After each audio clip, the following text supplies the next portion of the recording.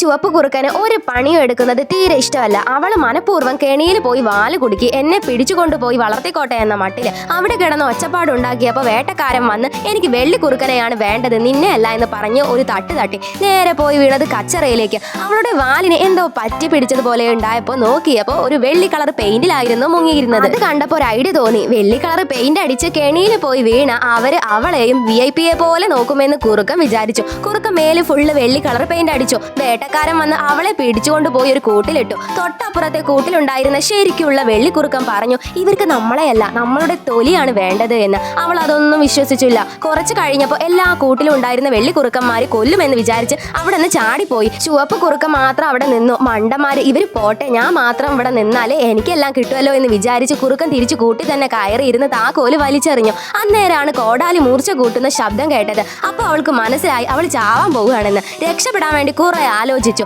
അപ്പോഴാണ് വലിച്ചെറിഞ്ഞ ചാവിയെ കുറിച്ച് ഓർത്തത്. അപ്പോഴേക്കും വേട്ടക്കാരൻ കോടാലിയുമായി വരികയായിരുന്നു. വേഗം പോയി വലിച്ചെറിഞ്ഞ താക്കോൽ എടുത്തോണ്ട് വന്ന് കൂട് തുറന്ന് രക്ഷപ്പെട്ടു. പിന്നാലെ വേട്ടനായ്ക്കളും ഉണ്ടായിരുന്നു. ഓടി ഓടി കുറുക്കന് പുഴയിലേക്ക് ചാടി. പുറത്തേക്ക് വന്നപ്പോ വെള്ളി നിറമെല്ലാം ദേഹത്തുനിന്ന് പോയി ചുവപ്പ് കളറായി. ഇത് കണ്ടോണ്ട് നിന്ന പട്ടികൾ വന്ന് കുറുക്കനെ പഞ്ഞിക്കിട്ട് അവിടുന്ന് പോയി.